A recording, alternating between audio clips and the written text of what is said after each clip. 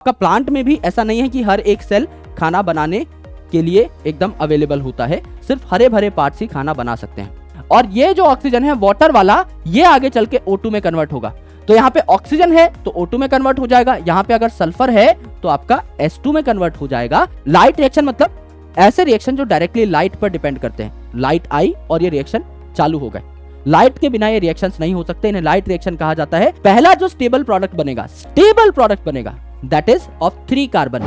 तो hello everyone, कैसे हैं आप सब लोग? I hope each and every one of you is doing absolutely good. My name is doctor Vipin Kumar Sharma और मैं आप सभी लोगों का तहे दिल से स्वागत करता हूं हमारे इस प्यारे से चैनल कंपटीशन वाला के ऊपर in the mind map series.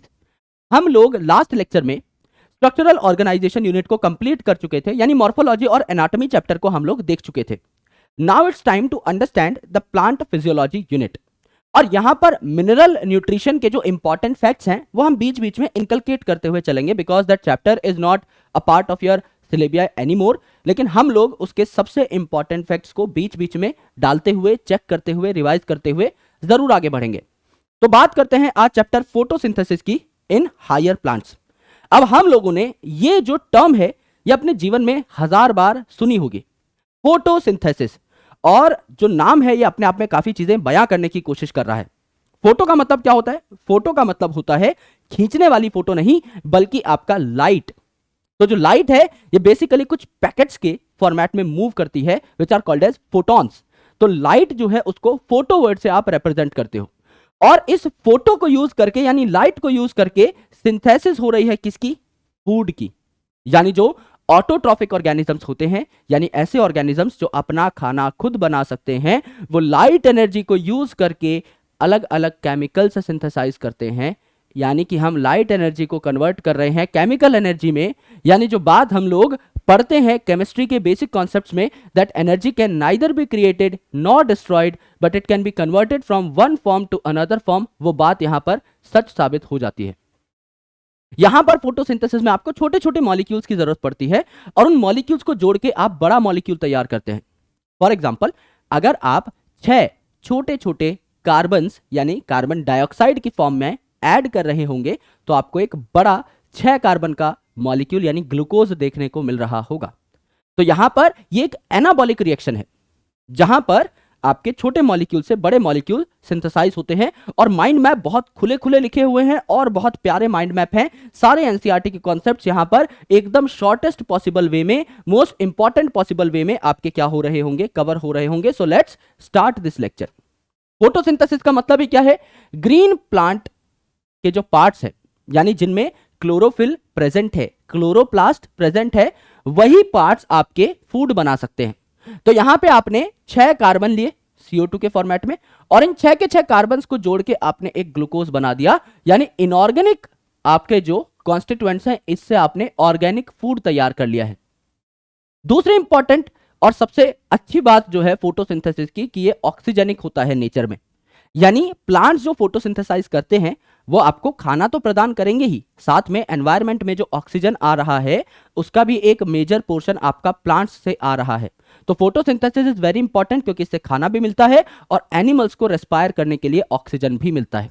और 2 इंपॉर्टेंट चीजें जो चाहिए इस प्रोसेस के लिए, वो है आपकी सनलाइट और साथ में क्लोरोफिल। इसीलिए हम लोग कहते हैं कि ग्रीन प्लांट के जो पार्ट्स हैं सिर्फ आपके वही फोटोसिंथेसाइज कर सकते हैं। अगर एक बहुत बड़ा पेड़ है और उसका ब्राउन कलर का एक बहुत मोटा तना है, अगर एक प्लांट में सेकेंडरी ग्रोथ हो रखी है तो उसका तना फोटोसिंथेसाइज नहीं कर रहा होगा, उस प्लांट की रूट्स फोटोसिंथेसाइज नहीं कर रही होंगी। फोटोसिंथेसिस सिर्फ और सिर्फ कौन कर रहा होगा? हरी भरी पत्तियां। उन हरी भरी पत्तियों में फूड बनता है और आपका बाकी सारे पार्ट्स तक यानी स्टेम और रूट्स तक पहुंचा दिया जाता है via the food conducting tissue that is phloem. तो आपका प्लांट में भी ऐसा नहीं है कि हर एक सेल खाना बनाने के लिए एकदम अवेलेबल होता है, सिर्फ हरे भरे पार्ट्स ही खाना बना सकते हैं। अब फोटोसिंथेसिस में ना अलग अलग एक्सपेरिमेंट्स भी हुए to prove the role of different things which are needed for photosynthesis. For example, यहां पर आपको जो एक्सपेरिमेंट दिख रहा है इसे हम कहते हैं वेरीगेटेड लीफ एक्सपेरिमेंट। यानी यहां पर एक जो लीफ का पार्ट है इसको आपका एक्सपोज रखा गया और एक जो लीफ का पार्ट है इसको कवर कर दिया गया, आपका ब्लैक पेपर से ढक दिया गया। अब जाहिर सी बात है कि यहां पर ये जो आपका पार्ट है इस पे पेपर लगा हुआ है, तो क्या इस पे सनलाइट आ रही होगी इस पार्ट पे? नहीं। अगर सनलाइट नहीं आ रही होगी, अगर सनलाइट ही नहीं आई तो क्या फोटोसिंथेसिस होगा? नहीं होगा। तो क्या ग्लूकोज बनेगा? नहीं बनेगा। तो क्या ग्लूकोज स्टार्च के फॉर्मेट में सिंथेसाइज होगा? नहीं होगा। यानी कि ये वाला जो पार्ट है ये आपका स्टार्च नहीं दिखाएगा, जबकि ये वाला जो पार्ट है जो एक्सपोज्ड है इसके ऊपर लाइट पड़ रही होगी, बिल्कुल पड़ रही होगी। तो अगर लाइट पड़ रही होगी तो फोटोसिंथेसिस हो रही होगी, फोटो का मतलब ही लाइट था, हो रही होगी। फोटोसिंथेसिस होगी तो खाना बनेगा, यानी ग्लूकोज बनेगा, बिल्कुल बनेगा। और अगर ग्लूकोज बनेगा तो स्टार्च की फॉर्मेट में स्टोर होगा, बिल्कुल स्टोर होगा। तो वेरीगेटेड लीफ एक्सपेरिमेंट हमें दिखाता है कि sunlight is very important for photosynthesis. अगर आप एक पत्ती के पार्ट को सनलाइट दे रहे हो तो वो फोटोसिंथेसाइज करेगा, अगर आप एक पत्ती के पार्ट को सनलाइट नहीं दे रहे हो तो फोटोसिंथेसाइज वो पार्ट नहीं कर पाएगा। तो वेरीगेटेड लीफ एक्सपेरिमेंट से हमें पता लगी the importance of light. Similarly एक दूसरा एक्सपेरिमेंट हुआ था जिसमें हम KOH यानी पोटेशियम हाइड्रोक्साइड सोक्ड कॉटन का इस्तेमाल करते हैं। यानी एक टेस्ट ट्यूब मैंने ली, एक पत्ता मैंने लिया और इस पत्ते का आधा पार्ट मैंने इस टेस्ट ट्यूब के अंदर डाल दिया और यहां से लॉक कर दिया। यहां पर आधा पार्ट मैंने बाहर रखा, तो आधा पार्ट आपका एक्सपोज्ड है, दुनियादारी की सारी गैसेस इसके कनेक्ट में हैं। और ये जो आधा पार्ट है यहां पर मैंने इस टेस्ट ट्यूब के अंदर डाल रखा है KOH सोक्ड कॉटन, यानी मैंने रुई को KOH नाम के केमिकल में भिगो दिया है। इस KOH की सबसे अच्छी बात क्या है कि ये आपका एक तरीके से CO2 को क्या कर लेता है? एब्जॉर्ब कर लेता है। यानी कि इस टेस्ट ट्यूब के अंदर जितनी भी CO2 थी, गैस इसके अंदर भी पाई जाएंगी, इसके अंदर जितनी भी CO2 थी वो ये आपका KOH सोक्ड कॉटन एब्जॉर्ब कर लेगा। तो इस टेस्ट ट्यूब के अंदर अब CO2 बची नहीं है जो इस पत्ती को मिल सके, और बाहर खूब सारी CO2 है जो इस पत्ती को मिल सकेगी। तो अगर CO2 आएगी तब जाकर के आपका फोटोसिंथेसिस होगी, ग्लूकोज बनेगा, फूड बनेगा, स्टार्च की फॉर्मेट में स्टोर होगा। और अगर CO2 आपकी अवेलेबल ही नहीं है यहां पर तो आपका कोई ग्लूकोज, कोई स्टार्च नहीं बनेगा। यानी इस एक्सपेरिमेंट से हमें यह पता लगता है कि आपका CO2 is very very very important for the process of photosynthesis, क्योंकि वो एक तरीके से आपका रॉ मटेरियल का काम कर रहा है।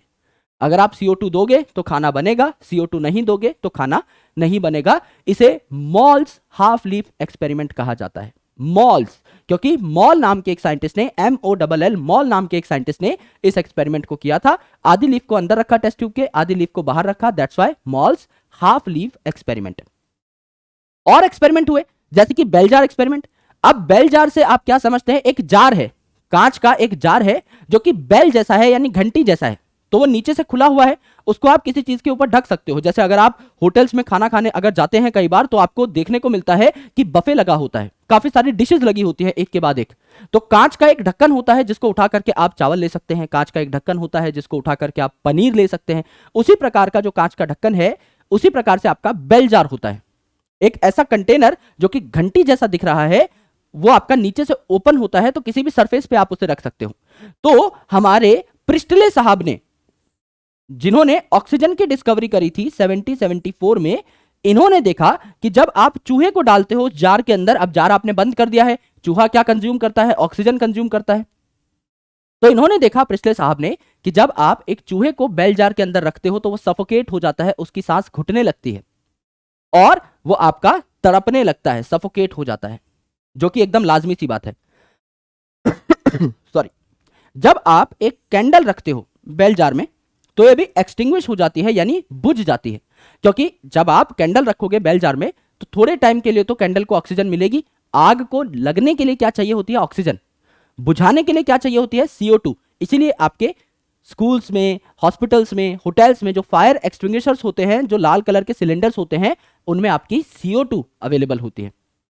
वो आपका आग का कांटेक्ट तोड़ने का काम करती है ऑक्सीजन के साथ।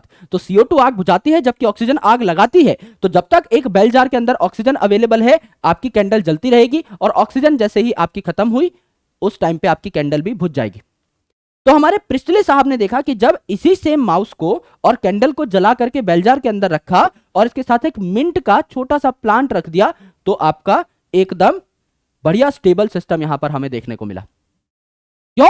क्योंकि इन्होंने कहा कि ये जो आपका मिंट प्लांट है ये उस एयर को रिस्टोर कर देता है जो माउस और कैंडल खराब कर रही थी। यानी अकॉर्डिंग टू प्रिस्टले साहब, माउस जो है अपने आसपास प्रेजेंट एयर को खराब कर रहा था, उसके अच्छे अच्छे पार्टिकल्स अपने अंदर लेकर के। जो कैंडल है वो भी जलते टाइम अच्छे अच्छे पार्टिकल्स को यूज कर रही थी, खराब एयर जो है आपकी बाहर दे रही थी, है ना, एयर को डिप्लीट कर रही थी। और जो मिंट प्लांट है वो इस एयर को रिस्टोर करता है। तो सारी चीजें बढ़िया तरीके से एक स्टेबल फॉर्मेट में प्रेजेंट है। इन्होंने कहा कि ये जो अच्छी एयर है, जो इंपॉर्टेंट है, इसको हम लोग ऑक्सीजन बोलेंगे, इसीलिए प्रिस्ले साहब ने ऑक्सीजन की डिस्कवरी करी। लेकिन दिखाया किसने कि फोटोसिंथेसिस के दौरान ऑक्सीजन निकलती है? आपका इंजन हाउस साहब ने। इंजन हाउस साहब ने क्या किया, आपका जो बेल जार सेटअप था इसमें एक प्लांट को रखा, है ना, और एक्वेटिक प्लांट्स का भी इन्होंने यूज किया, यानी पानी वाले प्लांट्स को देखा। और इन्होंने देखा कि जब ये प्लांट्स जो है इन पे लाइट डाली जाती है तो इन प्लांट से बबल्स निकलते हैं, और पानी में बबल्स को देखना और आसान है। तो एक्वेटिक प्लांट हाइड्रिला का इन्होंने क्या किया था, एग्जाम्पल लिया था, और इन्होंने देखा कि भाई जब उस प्लांट को हम लाइट में रखते हैं तो लाइट जब पड़ रही है तो फोटोसिंथेसिस होगा, तो लाइट जब पड़ रही है तो फोटोसिंथेसिस होगा, तो आपके बबल्स निकल रहे हैं। और ये बबल्स किस चीज के हैं? ऑक्सीजन के बबल्स हैं। फूड तो आपका रह जाएगा प्लांट के अंदर ही, और बबल्स जो है ऑक्सीजन के, ये आपके निकल रहे होंगे। और जब आपने सेम सेटअप को डार्क में रखा, जब लाइट नहीं दी, अब आपने लाइट ही नहीं दी तो फोटोसिंथेसिस नहीं होगा, तो कोई आपके बबल नहीं निकल रहे थे। तो जॉन इंजन हाउस साहब ने यह बताया कि ऑक्सीजन जो है वो बेसिकली बबल के फॉर्मेट में रिलीज होती है, यानी oxygen is a product of photosynthesis, ये इंजन हाउस साहब ने बताया। अगर आप देखेंगे 1854 में सैक साहब ने क्या बताया। सैक का मतलब क्या होता है? सैक का मतलब होता है थैला। तो इन्होंने दो बात कही कि ग्लूकोज जो बन रहा है आपका फोटोसिंथेसिस से, ये आपका स्टार्च के फॉर्मेट में स्टोर होगा, स्टोरेज की बात हो रही है, तो थैले की जो बात है, थैले का जिक्र जो है यहां पर आएगा। और क्लोरोफिल नाम का जो पिगमेंट है ये आपका क्लोरोप्लास्ट नाम की ऑर्गेनेल में प्रेजेंट होता है। तो यहां पर भी स्टोरेज का जिक्र हो रहा है कि क्लोरोफिल आपका किसमें पाया जाता है? क्लोरोप्लास्ट में पाया जाता है। तो दोनों चीजें किन्होंने कही थी? सैक साहब ने कही थी कि ग्लूकोज स्टोर होगा स्टार्च की फॉर्मेट में और क्लोरोप्लास्ट में प्रेजेंट होगा क्या? क्लोरोफिल। फिर आपके वॉन नील साहब आए, जो कि क्या थे? एक माइक्रोबायोलॉजिस्ट थे, यानी माइक्रो ऑर्गेनिजम्स पे काम करते थे। तो इन्होंने पर्पल और ग्रीन सल्फर बैक्टीरिया पे रिसर्च करना स्टार्ट किया। इन्होंने देखा कि ऐसा जरूरी नहीं है कि दुनिया का हर ऑटोट्रॉफिक ऑर्गेनिज्म ऑक्सीजन रिलीज करे ही करे। इन्होंने कहा जो सल्फर बैक्टीरिया होते हैं उनके आसपास जो है आपका ये प्रेजेंट ही नहीं है वाटर। सल्फर बैक्टीरिया के आसपास क्या है? H2S, hydrogen sulphide. तो इन्होंने कहा जब यहां पर H2S है, जब यहीं पे S है तो यहां पे S2 या सल्फेट निकलेगा, सल्फर या सल्फेट निकलेगा, और जब यहां पे O है उस टाइम पे आपका यहां पर O2 निकलेगा। तो इन्होंने क्या कहा कि एक ऐसा हाइड्रोजन डोनर चाहिए हमें जो आपका CO2 को रिड्यूस करके कार्बोहाइड्रेट में कन्वर्ट कर दे। यानी ये जो हाइड्रोजन आपको मिल रहे हैं, कहां से मिल रहे हैं? कार्बोहाइड्रेट बनाने के लिए ये आपको यहीं से तो मिल रहे हैं, वाटर से। और ये जो ऑक्सीजन है वाटर वाला, ये आगे चल के O2 में कन्वर्ट होगा। तो यहां पे ऑक्सीजन है तो O2 में कन्वर्ट हो जाएगा, यहां पे अगर सल्फर है तो आपका S2 में कन्वर्ट हो जाएगा या फिर सल्फेट में कन्वर्ट हो जाएगा। तो वॉन नील साहब ने यह कहा कि आपका एक हाइड्रोजन डोनर हमको चाहिए होता है इस प्रोसेस में। ये हाइड्रोजन डोनर अगर वाटर है तभी आपका ऑक्सीजन निकलेगा इस प्रोसेस में से। अगर आपका ये हाइड्रोजन डोनर वाटर ना होकर के हाइड्रोजन सल्फाइड है तो सल्फर भी निकल सकता है। अगर सल्फर निकल रहा है तो ऐसे प्रोसेस को हम लोग क्या बोलेंगे? एन ऑक्सीजेनिक फोटोसिंथेसिस, जिसमें एंड में ऑक्सीजन नहीं निकला। और यहां से हमें एक बात यह भी पता लगती है कि ये जो ऑक्सीजन निकलता है ये आपका कहां से निकलता है? वाटर वाला ऑक्सीजन निकलता है, CO2 वाला नहीं। तो ये आप रेडियो आइसोटोपी की मदद से भी साबित कर सकते हैं।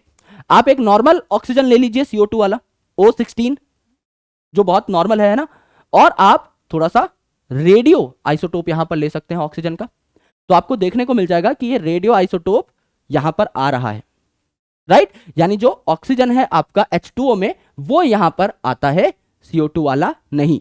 तो यहां से यह भी प्रूफ होता है कि वाटर जो है यही ऑक्सीजन दे रहा था। तो जिन बैक्टीरिया में वाटर है ही नहीं, जहां पर H2S है एक हाइड्रोजन डोनर, वहां पर ऑब्वियसली ऑक्सीजन नहीं निकल सकता, है ना, तो वहां पर आपका सल्फर रिलीज होता है। यह सबसे अच्छा एक्सपेरिमेंट है, इंगलमैन साहब का एक्सपेरिमेंट है। यहां पर इन्होंने क्या किया? व्हाइट लाइट को प्रिज्म पे क्या किया? छोड़ा। जब व्हाइट लाइट को प्रिज्म पे छोड़ा तो विबग्योर यानी स्पेक्ट्रम पूरा का पूरा फट जाएगा। विबग्योर यानी आपका violet, indigo, blue, green, yellow, orange, red आपका फट जाएगा। तो यहां पर ये जो प्लांट है ये है क्लेडोफोरा। तो इन्होंने क्या करी? अलग अलग आपकी वेवलेंथ की लाइट क्लेडोफोरा पे बरसा दी। अब क्लेडोफोरा 7 अलग अलग रंगों की लाइट को एब्जॉर्ब कर रही है।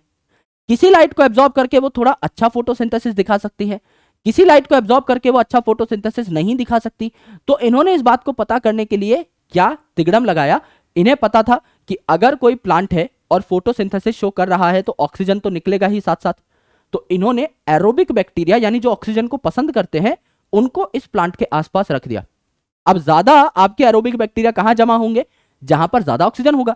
तो इन्होंने देखा ये जो ब्लू रीजन था और ये जो रेड रीजन था, यहां सबसे ज्यादा आपके एरोबिक बैक्टीरिया जमा हो रखे हैं, बाकी जगह पर आपके उतने ज्यादा एरोबिक बैक्टीरिया जमा नहीं हो रखे। यानी इन्होंने कहा कि सबसे बेस्ट फोटोसिंथेसिस आपके ब्लू रेडिएशन और रेड रेडिएशन में होती है, बाकी रेडिएशंस में उतनी अच्छी फोटोसिंथेसिस आपकी नहीं होती।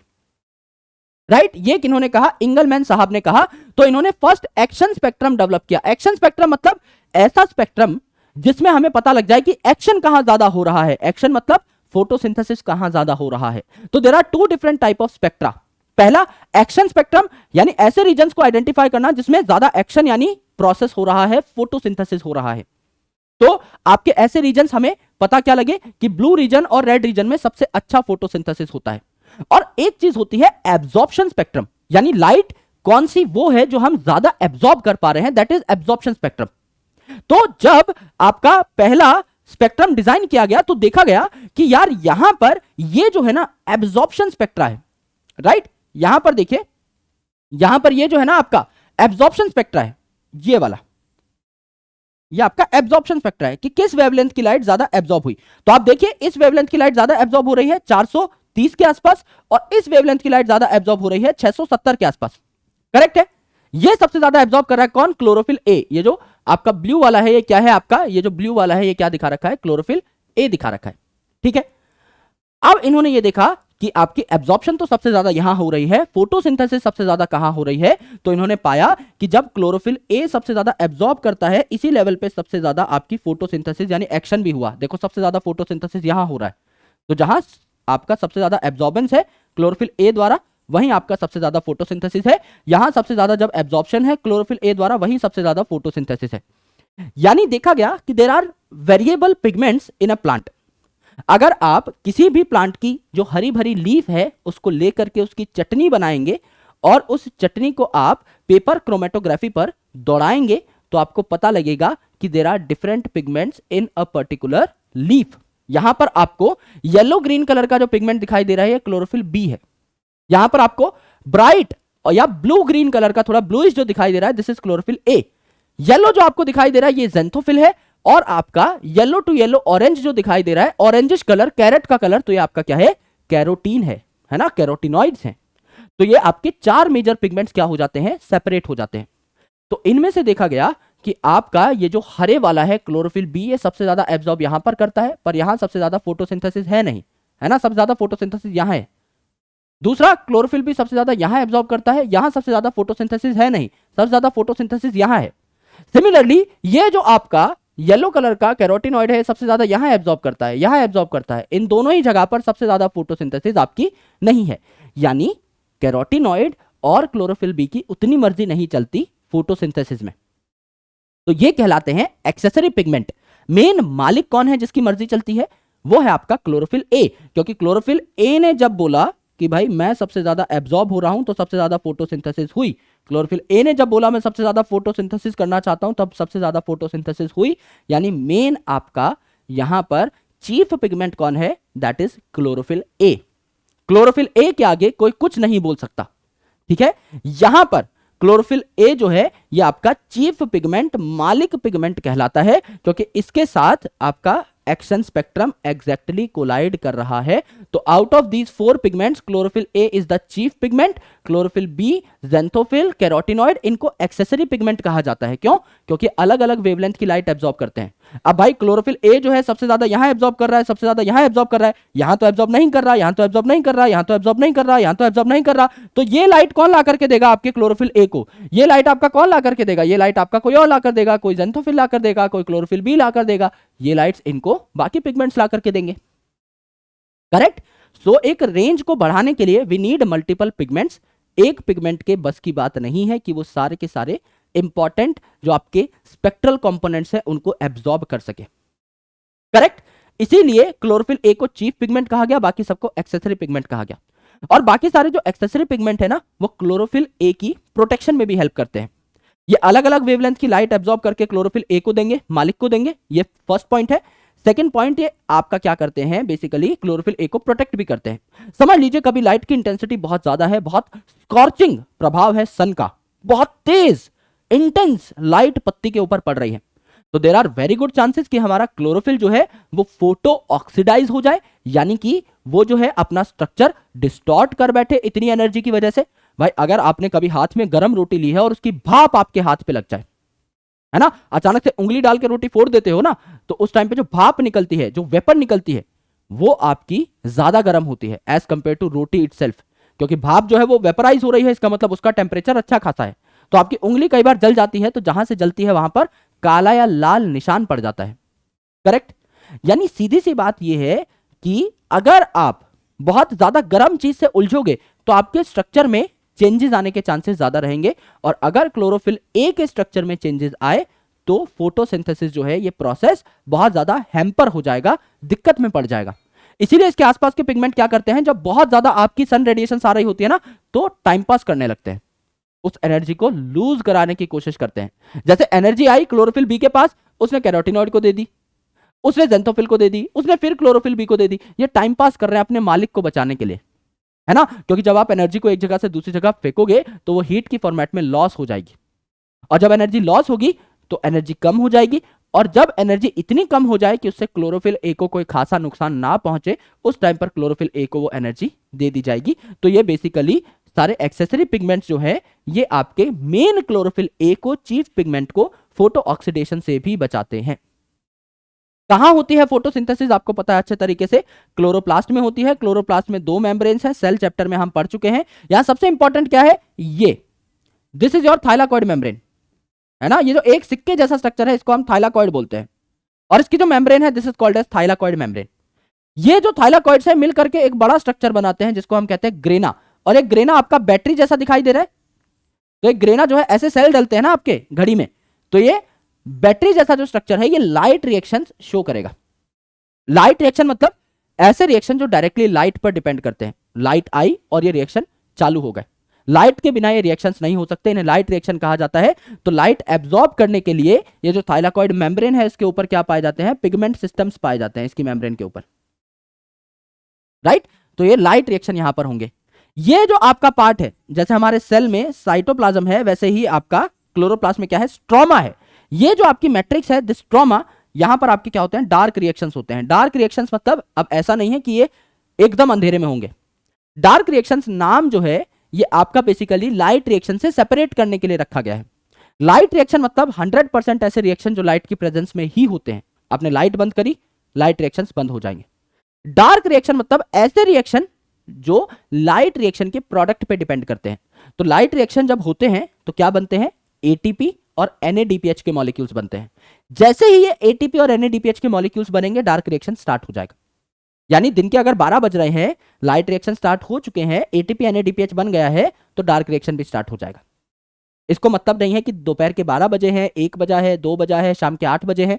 जितनी जल्दी एटीपी और NADPH बनेगा उतनी जल्दी ये रिएक्शन स्टार्ट हो जाएंगे। यानी they basically depend upon the product of light reaction, not directly depending upon the light, product of light reaction. अगर प्लांट में एटीपी NADPH है तो ये रिएक्शंस कंटिन्यूअसली चल सकते हैं।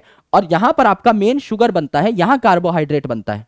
यहां लाइट रिएक्शन में कार्बोहाइड्रेट नहीं बनता, एटीपी बनता है, NADPH बनता है और ऑक्सीजन रिलीज होती है। मेन जो फूड है ये डार्क रिएक्शन में आपका बनता है। दो ग्रेना को कनेक्ट करने वाली ये जो मेम्ब्रेन है ना, इसको क्या कहते हैं हम, स्ट्रोमा लैमेली कहते हैं, क्योंकि स्ट्रोमा से पास हो रही है, so it is called as stroma lamellae. अब मैंने आपको बताया ये जो थाइलाकॉइड मेम्ब्रेन है इसके ऊपर आपके पिगमेंट्स पाए जाएंगे। ये जो क्लोरोफिल है, कैरोटिनॉइड है, ज़ेंथोफिल है, ये सारे के सारे पिगमेंट्स कहां पाए जाएंगे, इस मेम्ब्रेन के ऊपर पाए जाएंगे।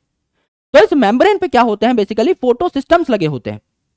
और इस फोटो सिस्टम में कौन कौन होगा, भाई आपके दो प्रकार के फोटो सिस्टम हो सकते हैं आपके प्लांट के अंदर, फोटो सिस्टम 1, फोटो सिस्टम 2। इनके नाम पे मत जाइएगा, ये नाम दिए गए हैं अकॉर्डिंग टू देयर डिस्कवरी। यानी फोटो सिस्टम 1 पहले डिस्कवर हो गया था और फोटो सिस्टम 2 बाद में डिस्कवर हुआ। हमें फोटो सिस्टम 2 के बारे में बाद में पता लगा। लेकिन when it comes two reactions, अगर आप देखोगे लाइट रिएक्शन में पहले पार्टिसिपेट कौन करता है, तो फोटो सिस्टम 2 पार्टिसिपेट करता है। यानी इनके नाम डिस्कवरी के सीक्वेंस के बेसिस पे हैं, इनके काम करने के तरीके के बेसिस पे नहीं।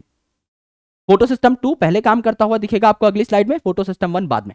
और फोटो सिस्टम में क्या होते हैं, लाइट हार्वेस्टिंग कॉम्प्लेक्स यानी लाइट को खींचने वाले कॉम्प्लेक्स यानी पिगमेंट्स, और आपके कुछ एसोसिएटेड प्रोटीन्स, और फोटो सिस्टम 1 में होगा रिएक्शन सेंटर यानी मालिक मॉलिक्यूल। मालिक मॉलिक्यूल कौन है, क्लोरोफिल ए। तो क्लोरोफिल ए यहां पर जो पाया जाता है ये 700 नैनोमीटर की लाइट आपकी एब्जॉर्ब करता है। इसे चीफ पिगमेंट या P700 मॉलिक्यूल कहा जाता है क्योंकि 700 नैनोमीटर की लाइट ये एब्जॉर्ब करता है। और यहां पर फोटो सिस्टम 2 जो है इसमें भी आपका लाइट हार्वेस्टिंग कॉम्प्लेक्स यानी एक्सेसरी पिगमेंट्स और प्रोटीन्स पाए जाएंगे, और रिएक्शन सेंटर होगा इसका P680 यानी 680 नैनोमीटर की लाइट को ये सबसे ज्यादा एब्जॉर्ब कर रहा होगा। यानी दो प्रकार के फोटो सिस्टम है, फोटो सिस्टम 1, फोटो सिस्टम 2।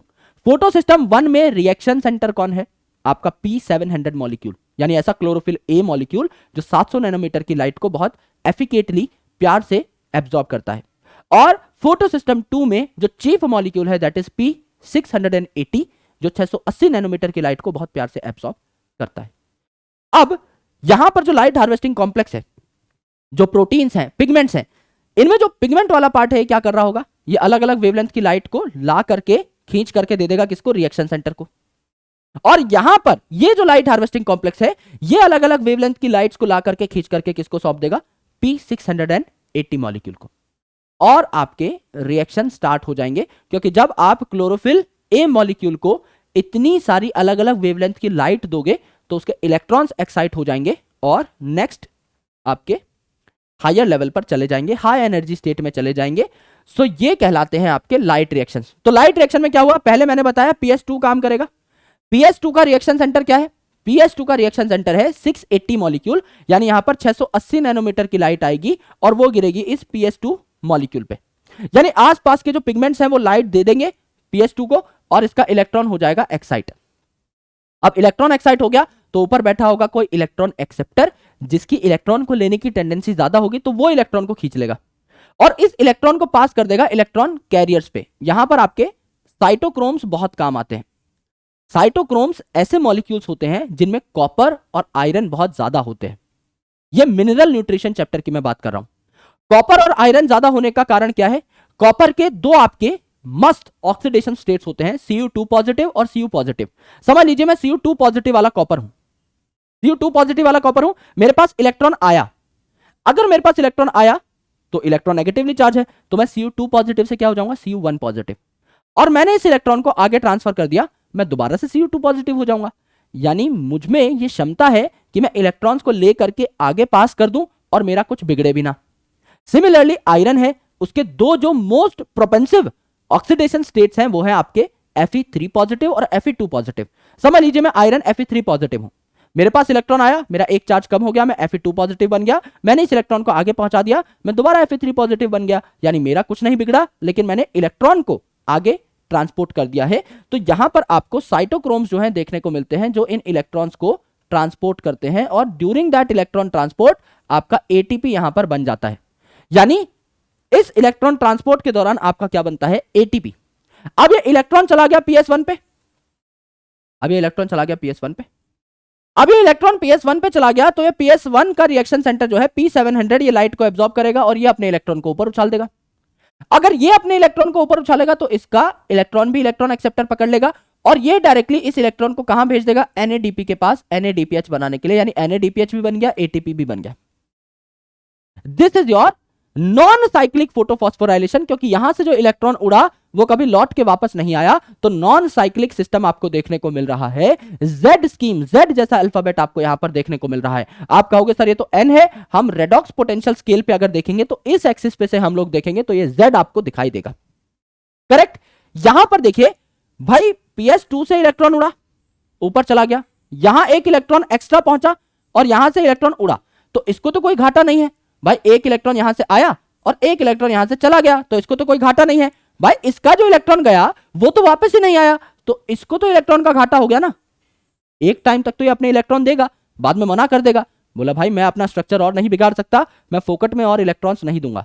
तो यहां पर क्या होता है, ये जो आपका PS2 है इसके पास क्या होता है, फोटोलिसिस ऑफ वाटर, जहां पे दो आयंस का इंपॉर्टेंट रोल है, Mn यानी मैंगनीज और Cl यानी क्लोरीन। Mn और Cl ये सवाल पूछा जाता है आपका। यहां पर Mn और Cl की प्रेजेंस में वाटर टूट जाता है, वाटर टूटेगा तो क्या बनाएगा, 2H2 यानी 4 प्रोटॉन, 4 प्रोटॉन के साथ कॉम्प्लीमेंट्री 4 इलेक्ट्रॉन और आपका ऑक्सीजन। तो ऑक्सीजन आपका यहां बनता है लाइट रिएक्शन में। यही वो ऑक्सीजन है जिसकी हम लोग बात कर रहे हैं, जो फोटोसिंथेसिस में निकलता है। वो ऑक्सीजन आपका इस पाथवे के दौरान निकलता है। और ये जो इलेक्ट्रॉन है ये यहां पर आप देते चले जाओगे और ये जो प्रोटॉन्स हैं ये आपके ल्यूमन में जमा हो जाएंगे। आपने देखा था कि जो आपके पिगमेंट सिस्टम है वो कहां प्रेजेंट है, PS1 PS2 वो यहां पर प्रेजेंट है थाइलाकॉइड मेम्ब्रेन पे। तो ये जो प्रोसेस हो रहा है ना फोटोलिसिस ऑफ वाटर, ये कहां पर हो रहा है, ये वाटर टूटने का प्रोसेस ना अंदर की साइड हो रहा है, इस मेम्ब्रेन के अंदर की साइड। तो वाटर टूटा तो क्या बना आपका ऑक्सीजन, प्रोटॉन और इलेक्ट्रॉन। इलेक्ट्रॉन तो आपने दे दिए इस PS2 मॉलिक्यूल को, PS2 को, और आपका ऑक्सीजन तो निकल ही सकता है, ऑक्सीजन तो हवा है उड़ जाएगी। प्रोटॉन आपके जमा होते चले गए कहां पर, इस थाइलाकॉइड के ल्यूमन में। यानी ये जो बीच का पार्ट है ना काले कलर का, ये जो ल्यूमन है इसके अंदर आपके क्या होते चले गए, प्रोटॉन्स जमा होते चले गए। ये आपको यहां पर देखने को मिल रहे हैं जमा होते हुए protons. Correct. So this is non cyclic photophosphorylation, जिसमें पहले कौन पार्टिसिपेट करता है, PS2। तो जैसे ही आपकी सनलाइट आई तो PS2 के रिएक्शन सेंटर ने लाइट एब्जॉर्ब करी, कौन सी, P680। अगर इसका रिएक्शन सेंटर है तो 680 नैनोमीटर की लाइट एब्जॉर्ब करी होगी। इलेक्ट्रॉन उड़ा दिया, इलेक्ट्रॉन कैरियर्स के पास इलेक्ट्रॉन गया, बीच में बना आपका ATP। फिर आपका चला गया ये जो इलेक्ट्रॉन है PS1 पे, वहां पे लाइट आई 700 नैनोमीटर की, PS1 से इलेक्ट्रॉन उड़ा और आपका इलेक्ट्रॉन फाइनली कहां चला गया, NADPH बनाने के लिए NADP के पास चला गया। तो NADPH भी बना यहां पर, ATP भी बना, दोनों चीजें यहां पर बनी। फोटोलिसिस ऑफ वाटर भी हुआ इलेक्ट्रॉन्स को सप्लीमेंट करने के लिए, तो आपका ऑक्सीजन भी बना। तो यहां पर मेन आपके फीचर्स क्या है, 4, लाइट का एब्जॉर्ब होना, वाटर का स्प्लिट होना, ऑक्सीजन का रिलीज होना, ATP NADPH का बनना। ये 4 मेन प्रोसेस है और यहां PS2 और PS1 दोनों इन्वॉल्व्ड होते हैं। ये रिएक्शन आपकी कहां होती है, यहां पर इस थाइलाकॉइड मेम्ब्रेन के ऊपर। लेकिन ये जो स्ट्रोमा लैमेली है यहां आपका PS2 अवेलेबल नहीं होता, सिर्फ PS1 है, यानी सिर्फ P700 है। तो यहां पर क्या होता है, यहां पर सन रेडिएशन आएंगे, इस P700 पे गिरेंगी, 700 नैनोमीटर की सनलाइट, इलेक्ट्रॉन आपका ऊपर भाग जाएगा और इलेक्ट्रॉन कैरियर से होता हुआ वापस आ जाएगा। तो इलेक्ट्रॉन अगर वापस आ रहा है तो साइक्लिक मूवमेंट है इलेक्ट्रॉन की, जिससे ATP आपका तैयार हो जाएगा।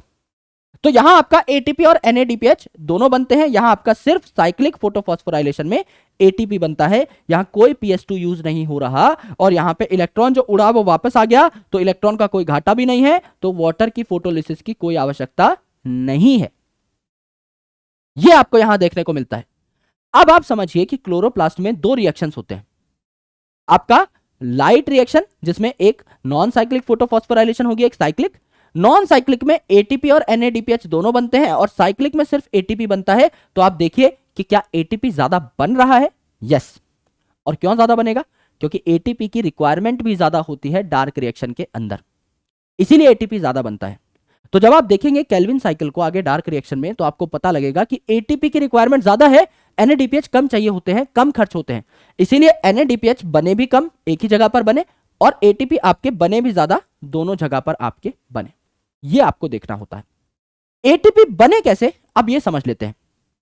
अगर आप देखें तो हमें सबसे पहले अंदर की साइड, ये जो थाइलाकॉइड का ल्यूमन है, यहां प्रोटॉन्स की मात्रा ज्यादा करनी है और बाहर एक साइड प्रोटॉन्स की मात्रा कम करनी है, जिससे एक ग्रेडियंट बन सके। ग्रेडियंट मतलब डिफरेंस, यानी अगर अंदर प्रोटॉन ज्यादा हो गए तो भी एक अच्छी बात है और बाहर प्रोटॉन कम हो गए तो भी एक अच्छी बात है। दोनों ही चीजें हमारे लिए बेनिफिशियल हैं, क्योंकि डिफरेंस तो बड़ा ही हो रहा है। भाई अगर आपके पास 10 रुपए है और मेरे पास 10 रुपए है, मैंने 2 रुपए कमा लिए तो भी आपसे ज्यादा डिफरेंस क्रिएट हो गया, 2 रुपए का डिफरेंस क्रिएट हो गया आपके मेरे बीच में, और आपके 2 रुपए गुम हो गए तो भी तो ज्यादा डिफरेंस क्रिएट हो गया ना। अब ग्रेडियंट 2 रुपए की जगह 4 रुपए का है, राइट। तो हमें उस तरीके से ग्रेडियंट क्रिएट करना है। तो यहां पर सबसे पहला ग्रेडियंट कैसे क्रिएट होता है, फोटोलिसिस ऑफ वाटर से। भाई लाइट आती जाएगी, PS2 से इलेक्ट्रॉन उड़ते जाएंगे और वो इलेक्ट्रॉन जब उड़ेंगे तो उनको सप्लीमेंट करने के लिए वाटर को हमें तोड़ना पड़ेगा, और वाटर को अगर आप तोड़ोगे तो ऑक्सीजन निकलेगा ही निकलेगा, है ना, प्रोटॉन्स निकलेंगे ही निकलेंगे। इलेक्ट्रॉन्स तो आपने यहां पे दे दिए, पर ये जो प्रोटॉन और ऑक्सीजन एक्स्ट्रा मिले ये तो आपके यहां पर ट्रैप हो गए ना। अब ऑक्सीजन तो हवा है, ये तो उड़ जाएगी, लेकिन ये जो प्रोटॉन है ये यहां पर क्या होते जाएंगे, एक्सेस में जमा होते हुए चले जाएंगे। प्रोटॉन अंदर होने की एक वजह हमें मिल गई ज्यादा। दूसरी इंपॉर्टेंट वजह क्या है कि जब हमने कहा कि ये इलेक्ट्रॉन एक्सेप्टर इलेक्ट्रॉन कैरियर से होते हुए इलेक्ट्रॉन्स को आगे भेजेगा, तो एक्चुअल में बीच में कुछ ऐसे लोग आते हैं जो इलेक्ट्रॉन्स को कैरी नहीं करना चाहते। दे ओनली कैरी हाइड्रोजन, वो इलेक्ट्रॉन को कैरी नहीं करते। तो वो कहते हैं कि हाँ मैं आपका इलेक्ट्रॉन ले लूंगा और आगे ट्रांसपोर्ट कर दूंगा, पर इलेक्ट्रॉन लेने से मेरा स्ट्रक्चर बिगड़ जाता है। तो आप एक काम करो, एक प्रोटॉन के साथ दोस्ती करके आओ, प्रोटॉन और इलेक्ट्रॉन मिलकर के एक हाइड्रोजन मॉलिक्यूल बन जाएगा, मेरे पास आ जाओ, मैं आपका इलेक्ट्रॉन आगे भेज दूंगा और प्रोटॉन को अपना काम होने के बाद उड़ा दूंगा, कोई दिक्कत नहीं। तो ये जो आपके प्रोटॉन के कैरियर्स होते हैं ना, हाइड्रोजन कैरियर्स होते हैं, ये आपके बाहर की साइड पे प्रेजेंट होते हैं मेम्ब्रेन में। ये प्लास्टोक्विनोन जो है यहां पर प्रेजेंट है। तो ये जो प्लास्टोक्विनोन है ये क्या करेगा, अगर हाइड्रोजन कैरियर है तो हाइड्रोजन बनाने के लिए बाहर की साइड प्रेजेंट है, तो बाहर से प्रोटॉन ले लेगा, इलेक्ट्रॉन आपका आ ही रहा है यहां से इलेक्ट्रॉन ट्रांसपोर्टर से, तो इलेक्ट्रॉन यहां से आ गया, प्रोटॉन बाहर की साइड अवेलेबल था ये प्लास्टोक्विनोन, तो ये बाहर से ही लेगा, जाहिर सी बात है। आप जिस जगह के पास हो वहीं से लेना प्रेफर करोगे प्रोटॉन। तो आपका जब इलेक्ट्रॉन ट्रांसपोर्ट हो जाता है तो आपका अंदर की साइड इस प्रोटॉन को फेंक दिया जाता है, क्योंकि जो प्रोडक्ट बनता है PqH2 ये अंदर की साइड बनता है। तो बाहर की साइड से प्रोटॉन उठाया क्योंकि बाहर की साइड से प्रोटॉन लेना आसान था, अंदर की साइड प्रोटॉन फेंका क्योंकि अंदर की साइड प्रोटॉन फेंकना आसान था। तो अंदर और प्रोटॉन जमा हो गए। दूसरा रीजन मुझे मिल गया कि अंदर प्रोटॉन ज्यादा क्यों, क्योंकि कुछ आपके हाइड्रोजन कैरियर्स हैं जिनको इलेक्ट्रॉन को ट्रांसपोर्ट करने के लिए एक बार प्रोटॉन की जरूरत पड़ती है, जिससे इलेक्ट्रॉन प्रोटॉन को मिला करके वो हाइड्रोजन बना सके। हाइड्रोजन में क्या होता है, एक प्रोटॉन एक इलेक्ट्रॉन। तो मैंने कहा भाई मेरे पास आ रहे हो इलेक्ट्रॉन ट्रांसपोर्ट कराने, एक प्रोटॉन से दोस्ती करके आ जाओ, ठीक है। अब इलेक्ट्रॉन प्रोटॉन की दोस्ती हो गई, यानी मेरे पास हाइड्रोजन आ गया, इलेक्ट्रॉन को मैंने आगे भेज दिया और प्रोटॉन को मैंने ल्यूमन में रिलीज कर दिया। तो दो रीजन हो गए, एक तो फोटोलिसिस ऑफ वाटर और एक आपका हाइड्रोजन कैरियर की वजह से प्रोटॉन बाहर से अंदर आना। तीसरा रीजन ये है कि ये जो NADPH बनता है ये आपका मेम्ब्रेन की बाहर की साइड बनता है। तो बाहर आपका पहले प्रोटॉन खाली पड़ा हुआ था, तो बाहर प्रोटॉन की कंसंट्रेशन थोड़ी ज्यादा थी, अब ये प्रोटॉन आकर के चिपक गया यहां पर NADPH बनाने के लिए, तो फ्री प्रोटॉन की कंसंट्रेशन तो कम हो गई ना। यस, तो अंदर प्रोटॉन ज्यादा होने की दो वजह, फोटोलिसिस ऑफ वाटर और हाइड्रोजन कैरियर, और बाहर प्रोटॉन कम होने की एक वजह NADPH का फॉर्मेशन, यानी NADP का रिडक्शन। इसके ऊपर हाइड्रोजन लग जा रहे हैं ना, तो NADP का रिडक्शन। तो बाहर प्रोटॉन कम, अंदर प्रोटॉन ज्यादा, तो अंदर आपके बहुत ज्यादा प्रोटॉन, बाहर प्रोटॉन कम, है ना। अंदर प्रोटॉन ज्यादा, बाहर प्रोटॉन लो, तो प्रोटॉन अंदर से बाहर जाने की कोशिश करेंगे according to the rules of nature, high concentration से लो कंसंट्रेशन जाने की कोशिश करेंगे, बिल्कुल करेंगे। लेकिन प्रोटॉन जो है चार्ज होते हैं H+, और मेम्ब्रेन आपकी चार्ज चीजों को पास करती नहीं है, इम्परमेबल होती है।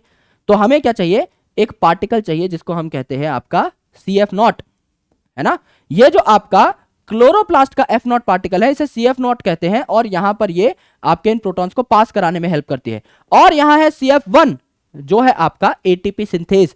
जब आपके प्रोटॉन्स बहुत तेजी से इस साइड से इस साइड मूव करेंगे, इसीलिए तो डिफरेंस क्रिएट किया, जितना बड़ा डिफरेंस उतना तेजी से आपके पार्टिकल्स एक जगह से दूसरी जगह जाएंगे। तो आपका बहुत तेजी से जब ये प्रोटॉन मूव करते हैं तो आपका ADP और PI जो प्रेजेंट होते हैं इनमें क्या होती है आपकी बेसिकली बॉन्ड फॉर्मेशन स्टार्ट हो जाती है। एक मैजिक क्रिएट होता है प्रोटॉन्स की मूवमेंट से, प्रोटॉन्स की मूवमेंट से। प्रोटॉन्स यानी प्रोटो, है ना, मूवमेंट मोशन यानी मोटिव, इससे जो फोर्स आ रही है प्रोटॉन मोटिव फोर्स आपकी यहां पर ATP बनाने में हेल्प करती है।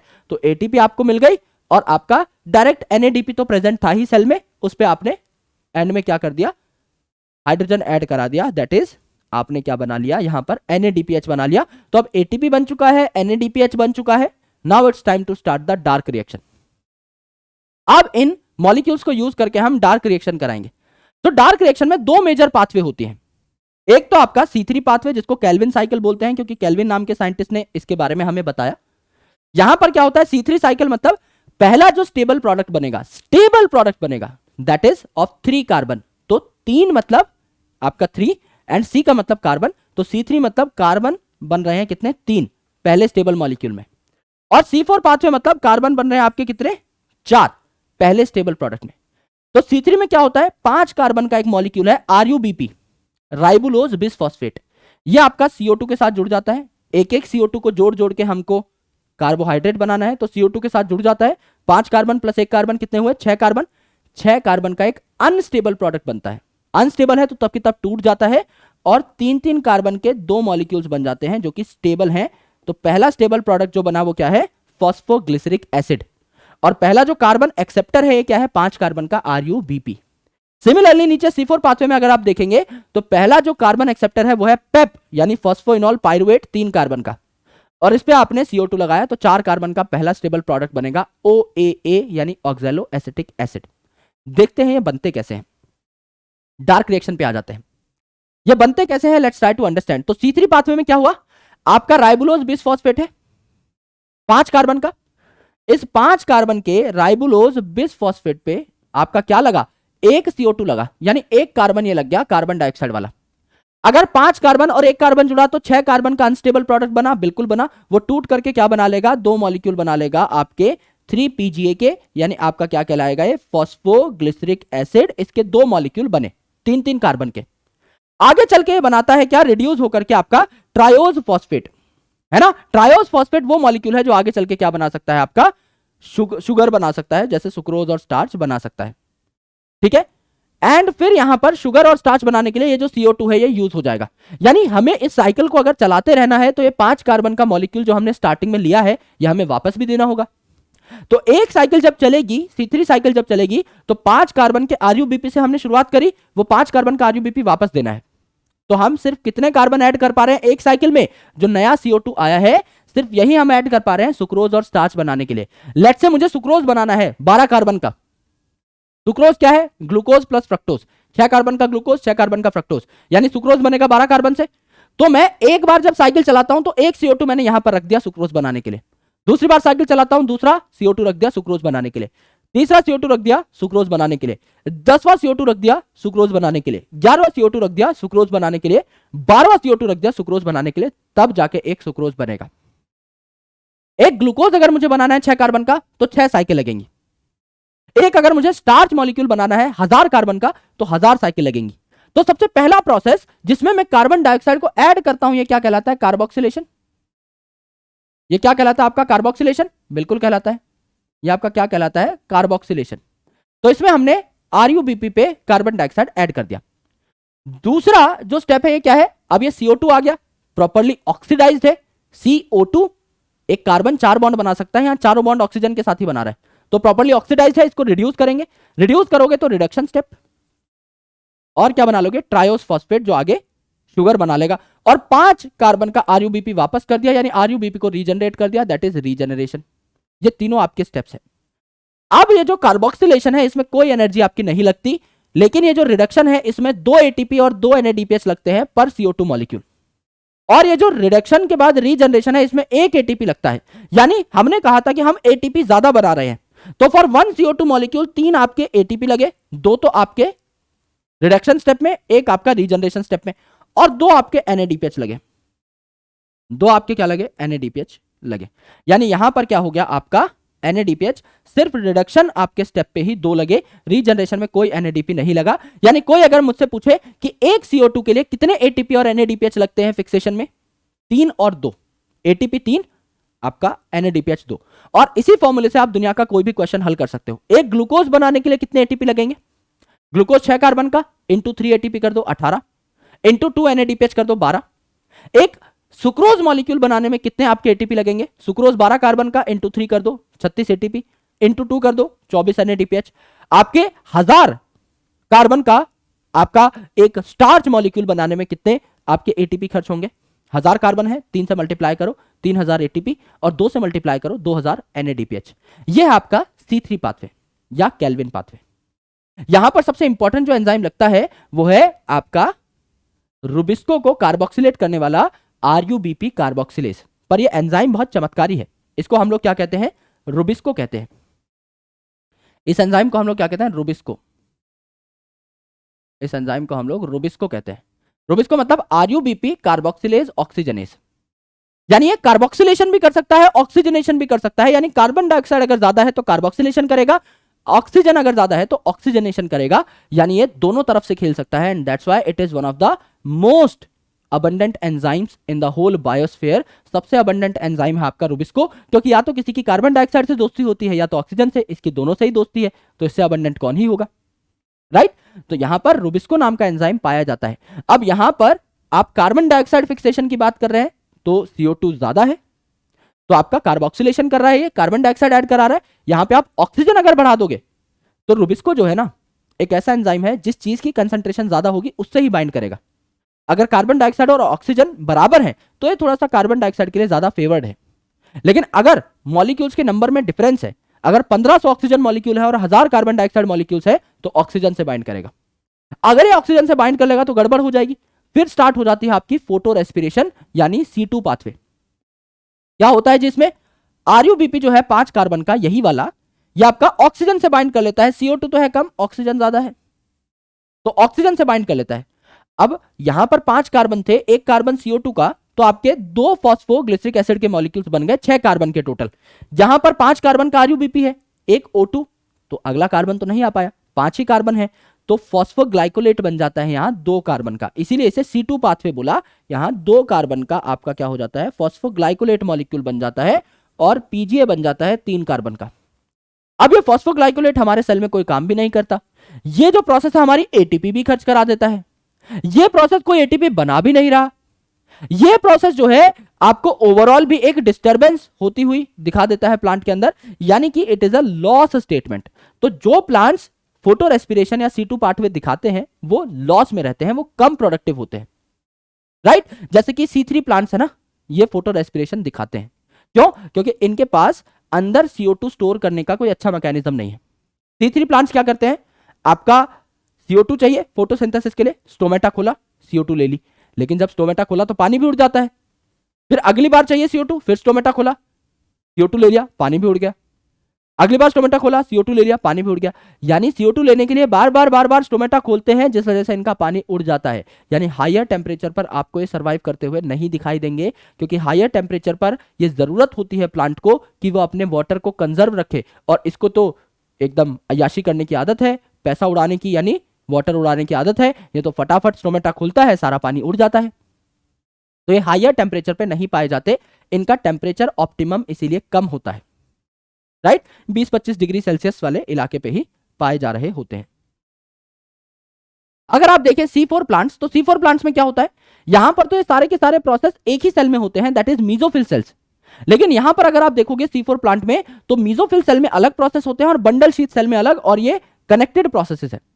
जैसे आपका मीजोफिल सेल जो है, इसमें सिर्फ कार्बोक्सिलेशन होगी, यानी इसमें जो 3 कार्बन का आपका फॉस्फोइनॉल पायरुवेट है, पेप है, इस पे CO2 जुड़ जाएगा और 4 कार्बन का आपका क्या बन जाएगा, first stable product oxalo acetic acid.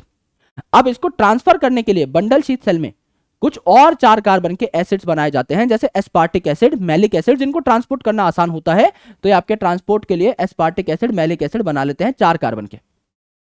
तो इन्होंने क्या किया, जैसे ही CO2 आई उसको 4 कार्बन के एसिड में फॉर्म करके स्टोर कर लिया। यानी इसने क्या किया, एक बार स्टोमेटा खोला, थोड़ा बहुत पानी उड़ा, लेकिन बहुत सारे CO2 अंदर लेकर के C4 एसिड की फॉर्मेट में स्टोर कर लिए। तो इसे बार बार स्टोमेटा नहीं खोलना पड़ रहा, ये अपने अंदर बैंक बना के बैठ गया है एक CO2 का, यानी इसकी इंटरनल CO2 कॉन्सेंट्रेशन ज्यादा है। तो ये क्या करेगा, ये आपका ज्यादा CO2 कंसंट्रेशन को अंदर मैनेज कर पाएगा, तो ऑक्सीजन इसके अंदर बहुत ज्यादा नहीं हो पाएगा, तो ये फोटो रेस्पिरेशन नहीं दिखाएगा, यानी ये लॉस अपना नहीं करवाएगा। तो C4 plants are more productive.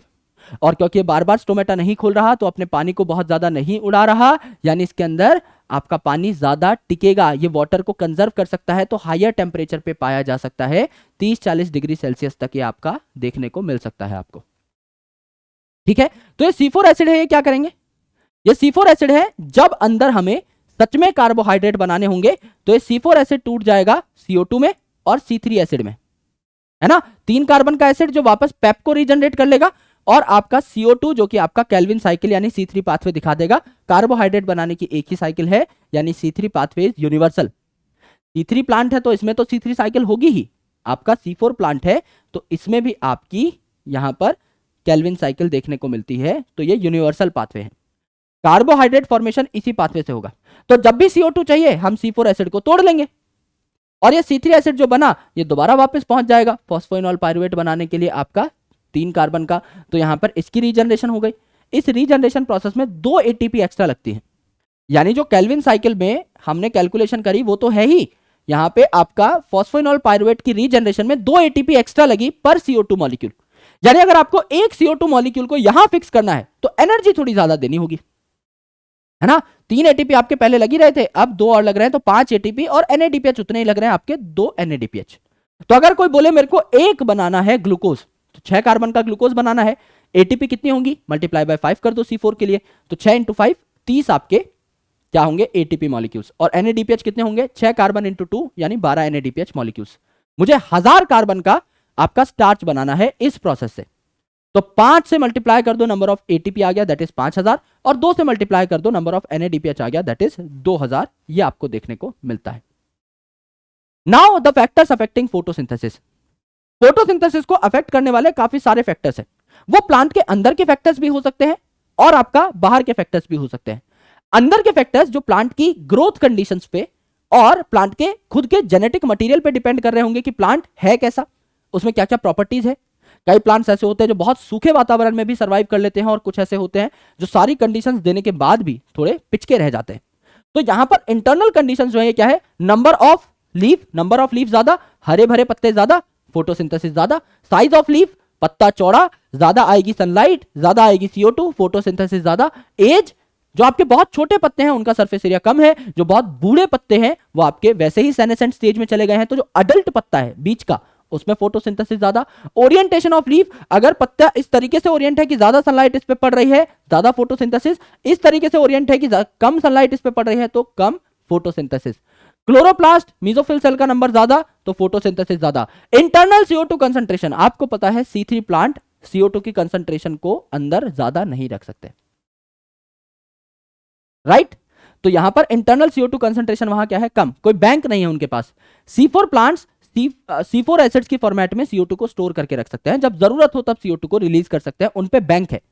तो यहां पर CO2 अगर ज्यादा रख सकते हैं अंदर C4 प्लांट्स, तो ऑक्सीजन की कंसंट्रेशन ज्यादा नहीं होने देंगे, यानी लॉस नहीं होने देंगे, फोटो रेस्पिरेशन नहीं होने देंगे, तो मोर प्रोडक्टिव होंगे। C3 प्लांट CO2 कंसंट्रेशन को अंदर ज्यादा नहीं रख पाता, हर बार उसे स्टोमेटा खोलना पड़ता है CO2 लेने के लिए, तो ऑक्सीजन की कंसंट्रेशन भी कभी कभी ज्यादा हो सकती है, इसीलिए वो लॉस में रह सकते हैं। एक्सटर्नल फैक्टर क्या है, सनलाइट, टेम्परेचर, बाहर की CO2, वातावरण की CO2 एंड जमीन का पानी, ये आपके एक्सटर्नल फैक्टर्स है जो हमें समझने हैं। तो इन सबको समझने से पहले एक लॉ पढ़ेंगे that is Blackman's law of limiting factor, 1905 में दिया गया ब्लैकमैन साहब द्वारा।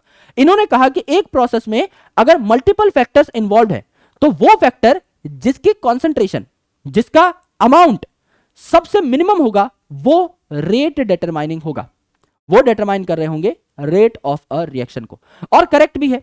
फॉर एग्जांपल समझ लीजिए मैं एक पेन फैक्ट्री में काम करता हूं, मेरे पास है 5 ढक्कन, 10 आपके रिफिल और 10 खोखे, टोटल पेन कितने बना पाऊंगा मैं, ऑब्वियसली 5, क्योंकि सारी चीजें असेंबल करूंगा तो 5 ही कंप्लीट पेन बनेंगे। 5 पेन बिना ढक्कन के रह जाएंगे तो उन्हें कंप्लीट पेन नहीं गिना जा सकता। टोटल 5 ही पेन बने क्योंकि ढक्कन 5 थे। अब समझ लो ढक्कन 6 बन गए तो टोटल पेन कितने हुए, 6। ढक्कन 7 बन गए, टोटल पेन कितने हुए, 7। ढक्कन 8 बन गए तो टोटल पेन कितने हुए, 8। यानी जो सबसे मिनिमम है नंबर, उसी पे रेट आपका क्या कर रहा है, डिपेंड कर रहा है। जब ढक्कन 5 थे तो रेट 5 था, जब ढक्कन 6 थे तो टोटल पेन 6 थे, जब ढक्कन 7 थे तो टोटल पेन 7 थे, जब ढक्कन 8 थे तो टोटल पेन 8 हुए, जब ढक्कन 9 हुए तो टोटल पेन 9 हुए, करेक्ट। तो एक ना एक चीज जो सबसे मिनिमम होती है उस पर रेट आपका डिपेंड करता है। तो फॉर एग्जांपल लाइट है, तो लाइट में भी अलग अलग चीजें हैं। क्वालिटी ऑफ लाइट, क्या हर क्वालिटी ऑफ लाइट में आपकी फोटोसिंथेसिस हो जाएगी, नहीं। इंगलमैन साहब का एक्सपेरिमेंट हमने देखा, ब्लू और रेड लाइट में सबसे ज्यादा फोटोसिंथेसिस हो रही थी, और वो सारी लाइट जो हमने दी वो विजिबल रेंज की थी, यानी 400 से 700 नैनोमीटर के बीच में अच्छी खासी फोटोसिंथेसिस होती है। उसके अलावा आप इंफ्रारेड दोगे, यूवी रेडिएशन दोगे, एक्स रेज दोगे, माइक्रोवेव दोगे, रेडियो वेव दोगे, उनमें फोटोसिंथेसिस नहीं होगी।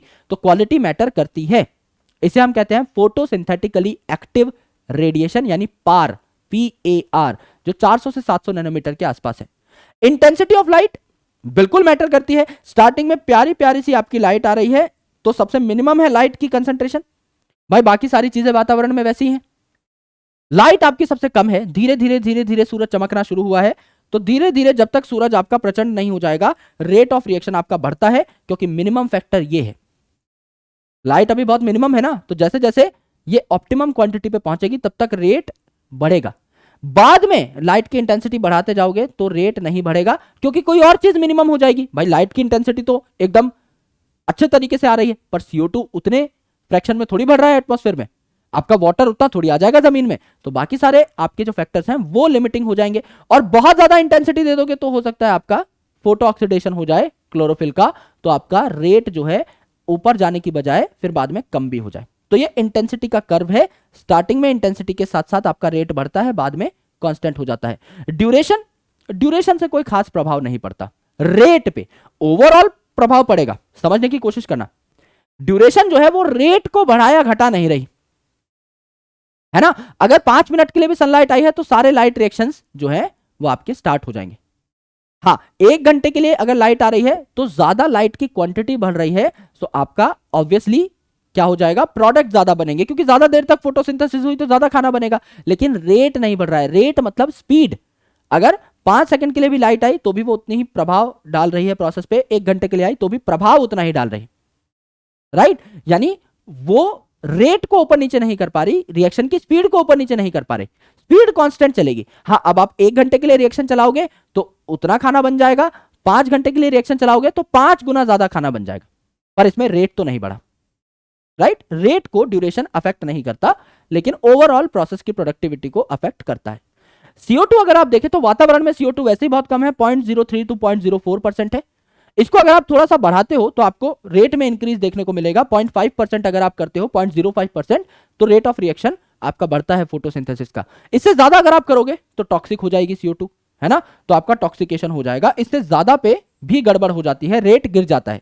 सैचुरेशन अगर आप देखोगे कितनी CO2 चाहिए C3 और C4 प्लांट को, तो C3 प्लांट को ज्यादा चाहिए 450 माइक्रोलीटर पर लीटर, और C4 प्लांट को कम चाहिए 360 माइक्रोलीटर पर लीटर। ऐसा क्यों सर? क्योंकि C4 प्लांट के पास तो बैंक है, इसके आसपास कम CO2 होगी तो भी ये पकड़ के स्टोर कर लेगा। C3 प्लांट जो है ये बार बार स्टोमेटा खोलता है, इसको ज्यादा CO2 चाहिए जिससे बार बार ग्रेडियंट बन सके, तो इसीलिए C3 को ज्यादा CO2 चाहिए, C4 को आपका कंपैरेटिवली कम। टेम्परेचर जो है किसको अफेक्ट करता है? एंजाइम एक्टिविटी को। एंजाइम की एक्टिविटी के लिए प्रॉपर पीएच, प्रॉपर टेम्परेचर चाहिए होता है, जिसे ऑप्टिमम पीएच, ऑप्टिमम टेम्परेचर कहते हैं।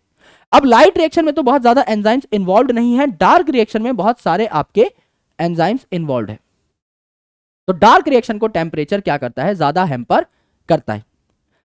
C4 प्लांट जो है ज्यादा तापमान पे पाए जाते हैं क्योंकि कम पानी लॉस्ट करते हैं ये। C3 जो है आपके यूजुअली कम तापमान पे पाए जाएंगे क्योंकि ज्यादा पानी का लॉस ये करते हैं।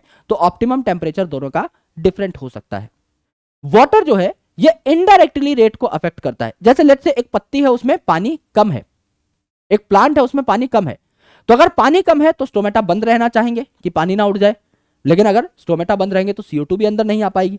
तो पानी के स्ट्रेस की वजह से CO2 की कमी हो गई, और CO2 कम तो फोटोसिंथेसिस बंद। अगर पानी आपका एक पर्टिकुलर प्लांट में कम है तो उसकी लीफ जो है मुरझा जाएंगी। सरफेस एरिया पहले ज्यादा था, अब मुरझा गई है। सरफेस एरिया कम तो लाइट भी कम पड़ रही होगी आपकी पत्ती के ऊपर, तो अगर सरफेस कम हो जाएगा तो लाइट कम तो फोटोसिंथेसिस कम। इसलिए ये भी एक फैक्टर है जो कि आपका हैम्पर करता है फोटोसिंथेसिस के रेट को। ये आपने देखा दोस्त यहां पर, और बहुत कम टाइम में बहुत ही प्यारे फ्लो चार्ट्स की मदद से हमने सारे के सारे प्रोसेसेस को समझा। एक एक चीज यहां पर कवर्ड है समझाने के मामले में, और नोट्स अगर आप शॉर्ट नोट्स बनाने जाओगे तो इससे छोटा आप नहीं बना पाओगे, कुछ ना कुछ पॉइंट्स आपके मिस हो जाएंगे। तो these are the most effective short notes that you can see, and I hope आपको मजा आया होगा इस चैप्टर को पढ़ने में और समझने में। अगर आपको बहुत डिटेल्ड लेक्चर देखने हैं तो यकीन नाम का हमारा चैनल है, PW का ही चैनल है, उस पर मैंने 1 शॉट लिया हुआ है काफी अच्छा, 4-4.5 घंटे का। वहां पर आप जाकर के इस चैप्टर को डिटेल में भी देख सकते हैं। माइंड मैप का पर्पस है मिनिमम पॉसिबल टाइम में मैक्सिमम पॉसिबल आउटपुट आपको देना, जो कि आपको इस सीरीज से मिल भी रहा है, and you are appreciating it a lot. And if it is so, तो इस वीडियो के नीचे भी वीपू sir OP in the comment section, और मैं मिलता हूं आपसे अगले चैप्टर में जहां हम बात कर रहे होंगे रेस्पिरेशन इन प्लांट्स के बारे में, जहां हम glycolysis, Krebs cycle, oxidative decarboxylation, fermentation, ETS, इन सब की चर्चा कर रहे होंगे। तो thank you so much, bye bye, take care, lots of love, Jai Hind. मिलता हूं आपसे अगले सेशन में, थैंक यू।